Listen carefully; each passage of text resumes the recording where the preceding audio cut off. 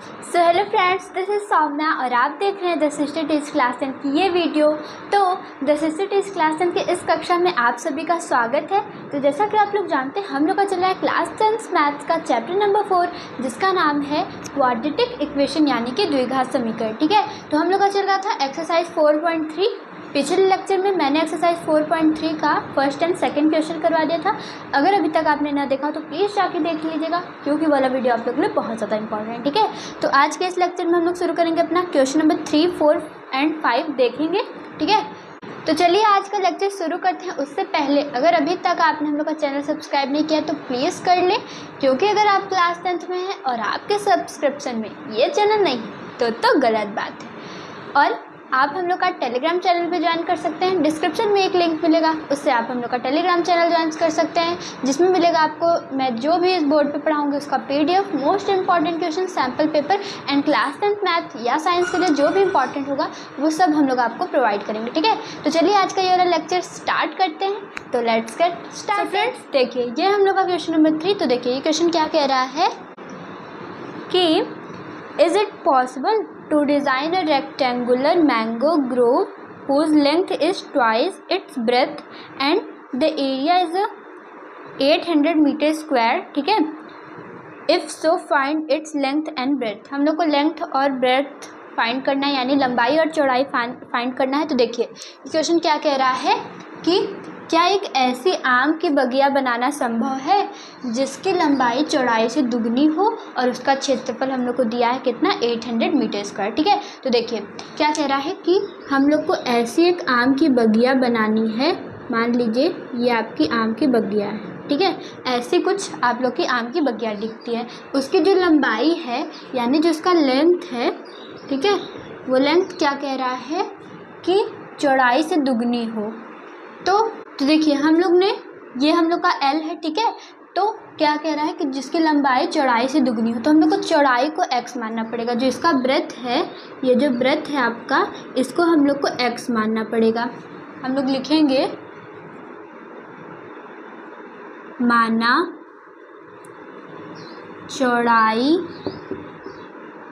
बराबर x। ठीक है, हम लोग ने चौड़ाई को x मान लिया कि जो हम लोग की चौड़ाई है वो x है। तो क्या कहा है, जिसकी लंबाई चौड़ाई से दुगनी हो, यानी ये जो लेंथ होगा वो ब्रेथ का दुगना है। तो हम लोग क्या करेंगे 2x, यानी ये जो लेंथ है ये हम लोग का 2x है। अगर ब्रेथ x है तो लंबाई चौड़ाई से दुगनी है, यानी जो हम लोग का लंबाई हो जाएगा वो 2x हो जाएगा। ठीक है, तो अब हम लोग लिख देंगे माना जो हम लोग की लंबाई है वो क्या हो जाएगी 2x। ठीक है, अब क्या कह रहा है कि दुगनी हो और उसका क्षेत्रफल जो है वो 800 मीटर स्क्वायर। इन दोनों का जो क्षेत्रफल है वो क्या है, हम लोग का 800 मीटर स्क्वायर आप लोग को क्वेश्चन में गिवन है। ठीक है, यदि है तो उसकी लंबाई और चौड़ाई ज्ञात कीजिए। हम लोग को क्या करना है, लेंथ एंड ब्रेथ फाइंड करना है। तो चलिए ये वाला क्वेश्चन अपना स्टार्ट करते हैं। ठीक है, तो देखिए, तो फ्रेंड्स देखिए ये हम लोग का क्या है, एक आयत। ठीक है, जैसा कि आप लोग पता होगा, आपने पिछले कक्षाओं में अपने पढ़ा होगा कि जो हम लोग का आयत का क्षेत्रफल होता है वो क्या होता है, लंबाई गुणित चौड़ाई, यानी लेंथ इनटू ब्रेथ। तो हम लोग क्या करेंगे,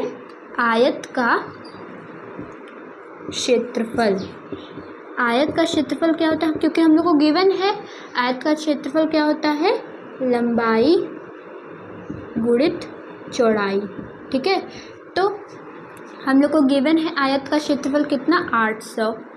ठीक है, 800। ठीक है, और हम लोग की लंबाई क्या है, लंबाई है 2x इंटू चौड़ाई क्या है आपकी x। ठीक है, अब क्या करेंगे, यहाँ हो जाएगा 800 इक्वल टू 2x स्क्वायर।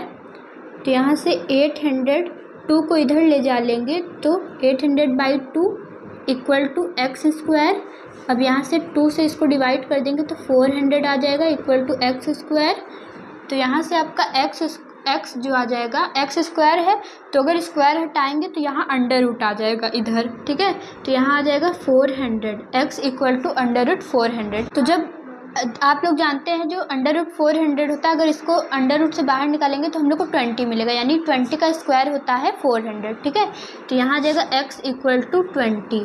तो x का मान आप लोग का 20 आ चुका है। ठीक है, x हम लोग ने क्या माना था, ब्रेथ, यानी ब्रेथ का आप लोग का वृत्त का आंसर आपका 20 आ गया, x इक्वल टू 20। ठीक है, तो अब हम लोग को x मिल चुका है, तो हम लोग क्या करेंगे, ये जो हम लोग की लेंथ है यानी 2x, इसको भी हम लोग निकाल लेंगे। तो लेंथ लंबाई जो हो जाएगी हम लोग की, ठीक है, लंबाई हम लोग ने क्या माना था 2x। ठीक है, तो यहाँ से आ जाएगा आपका 2 इंटू एक्स क्या है 20 इक्वल टू 40।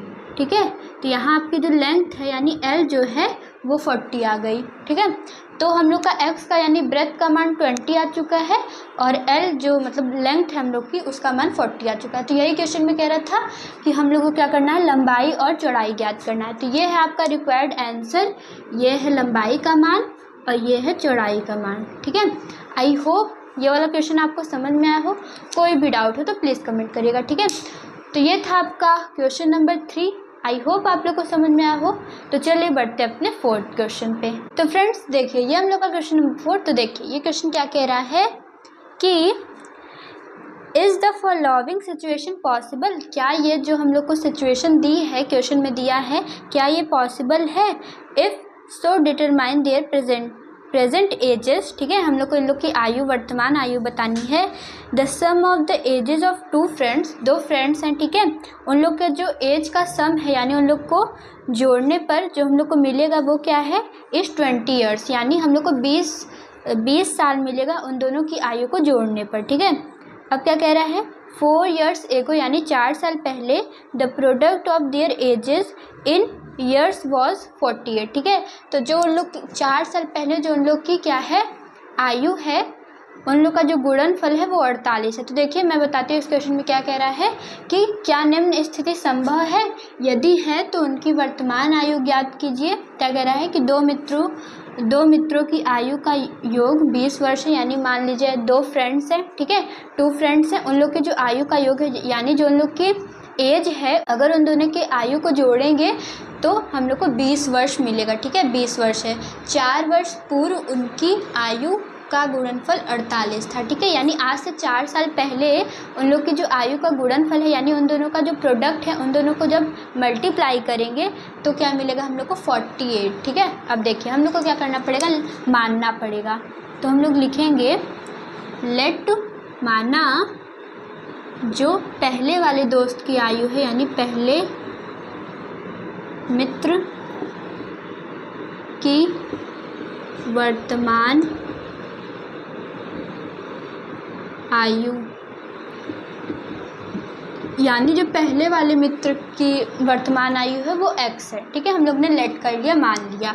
तो जो दूसरे वाले मित्र की आयु होगी वो क्या होगी, तो देखिए क्या कह रहा है कि मान लीजिए उस जो उसका दोस्त है उसकी कुछ आयु है x, मतलब ये जो पहला वाला मित्र था उसकी तो आयु x थी, तो दूसरे वाले की आप कुछ मान लीजिए इस गोले में कुछ होगा। ठीक है, उसकी आयु। तो हम लोग जब इसका सम करेंगे यानी प्लस करेंगे इन दोनों को, तो हम लोग को क्या मिलेगा 20। क्या कह रहा था कि उन दोनों मित्रों की आयु का योग जो है 20 वर्ष है।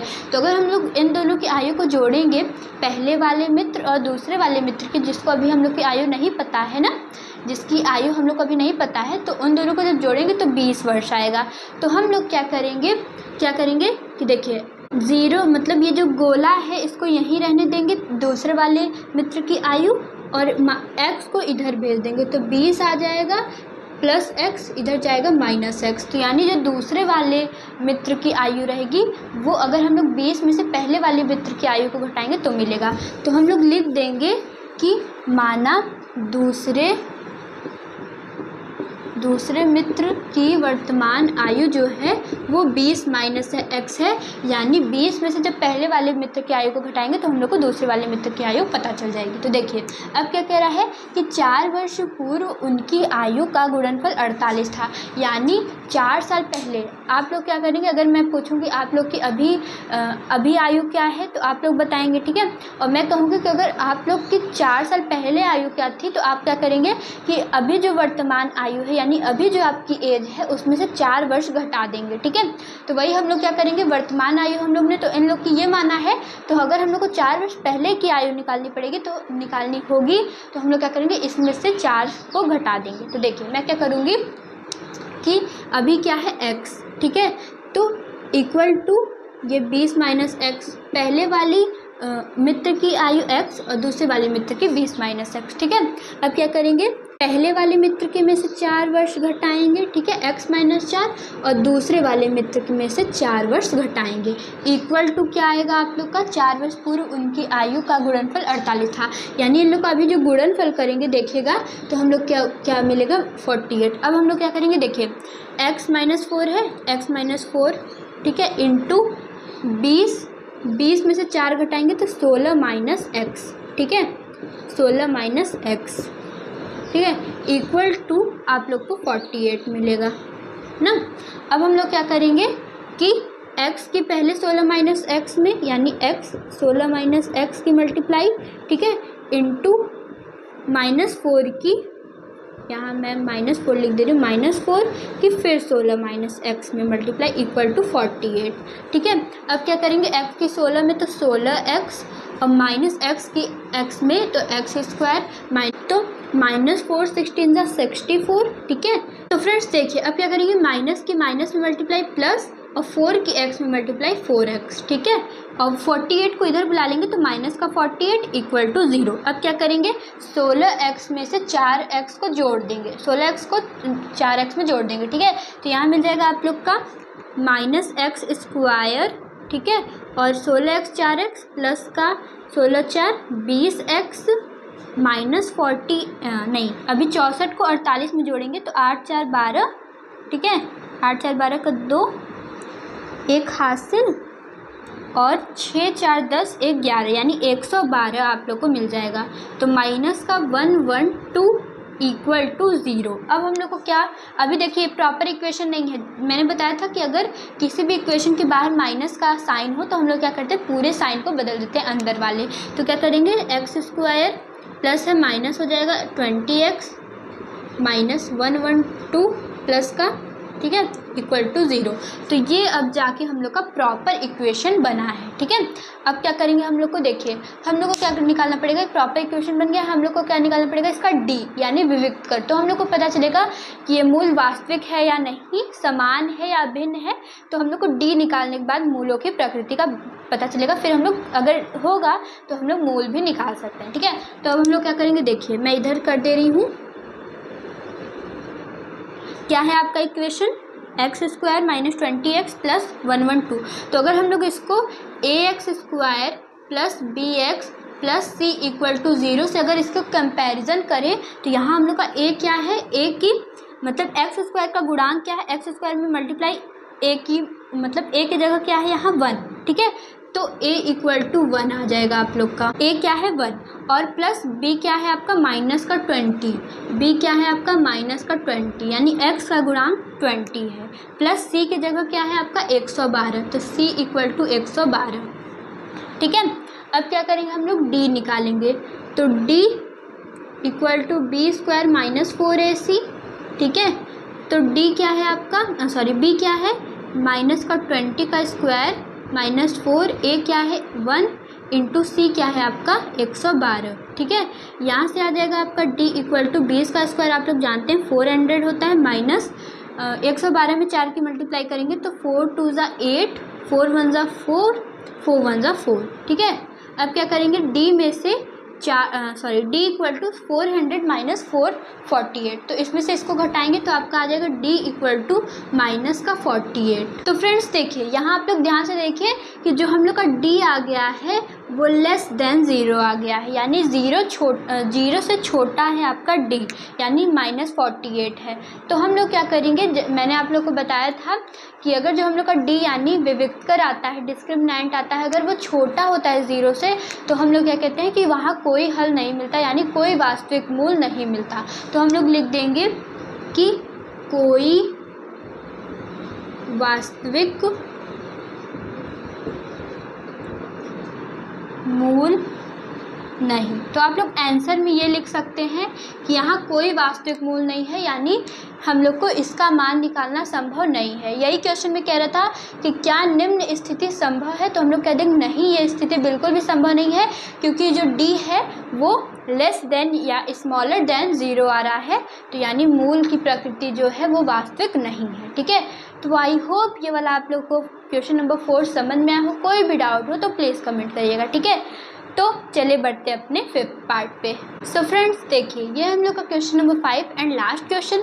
तो देखिए ये क्वेश्चन क्या कह रहा है कि is it possible to design a rectangular park, ठीक है।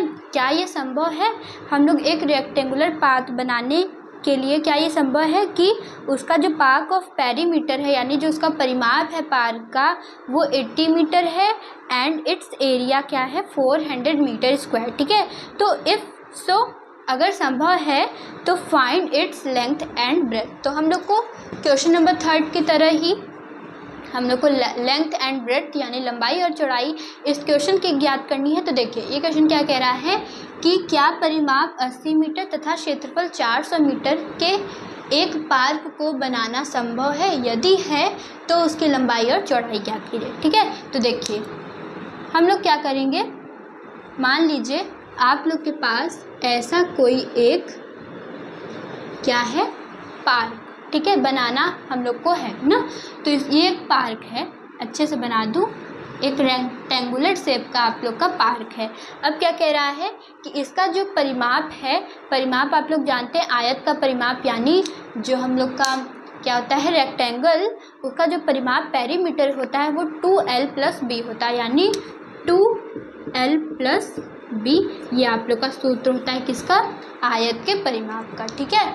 और उसका जो क्षेत्रफल है यानी उसका जो पूरा एरिया है वो क्या है 400 मीटर स्क्वायर। आप लोग जानते हैं आयत का क्षेत्रफल होता है लंबाई गुणित चौड़ाई, ठीक है। अब हम लोग क्या करेंगे कि जो इसका लेंथ है इसको हम लोग क्या मान लेंगे x, ठीक है।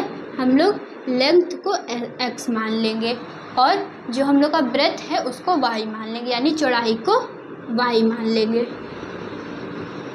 तो हम लोग ने मान लिया कि जो उसकी लेंथ है वो x है और जो ब्रेथ है वो क्या है y। तो हम लोग लिख लेंगे कि माना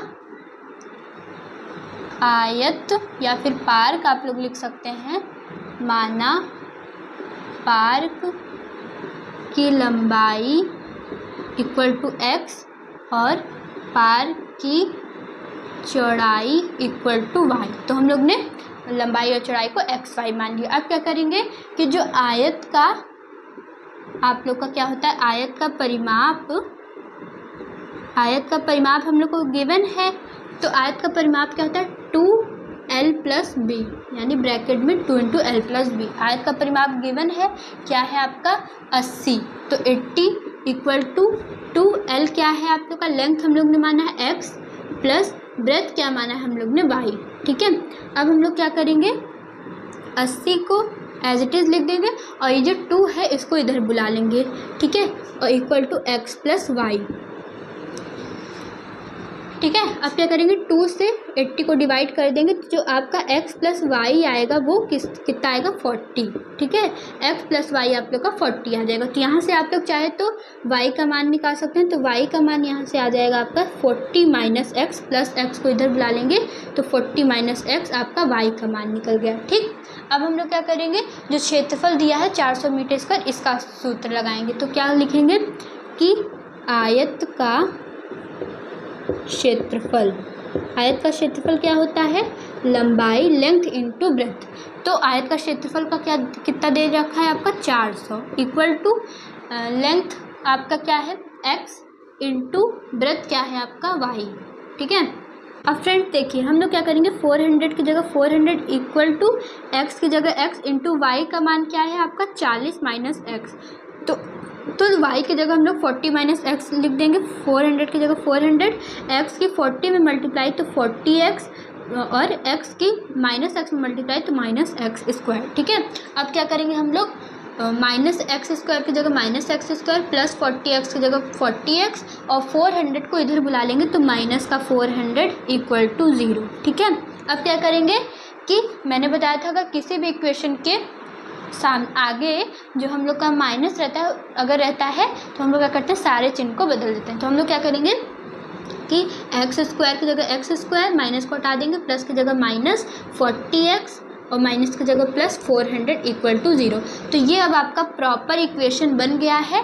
तो अब हम लोग क्या करेंगे, इसमें डी का फॉर्मूला लगाएंगे यानी डिस्क्रिमिनेंट का फॉर्मूला लगाएंगे।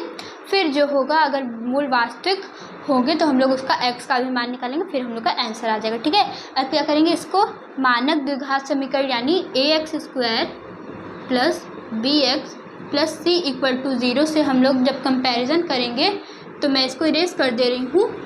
तो फ्रेंड्स देखिए, मैंने इसको इरेज कर दिया है। अब मैं जो इसके बाद लिखूँगी वो यहाँ लिखूँगी। ठीक है, तो यहाँ से आपका a का मान क्या आ जाएगा, a का मान आ जाएगा 1 यानी x² का गुणांक 1 है, कॉमा b क्या है आपका माइनस का 40, b माइनस 40, कॉमा c क्या है आपका 400। ठीक है, c क्या है आपका 400। तो यहाँ अगर हम लोग d का फॉर्मूला लगाएंगे तो d equal to b² minus 4ac equal to, तो देखिए यहाँ d की जगह b क्या है आपका माइनस का 40² माइनस 4, a क्या है आपका 1 और इंटू c क्या है 400। ठीक है, तो यहाँ से d का 40 का स्क्वायर होता है 1600 माइनस 4 4 जो 16, तो 1600। तो यहाँ से आ गया आपका d का मान 0, 1600 से 1600 कैंसिल हो जाएगा। तो यहाँ से आपका आ जाएगा d का मान 0 यानी डिस्क्रिमिनेंट का मान 0।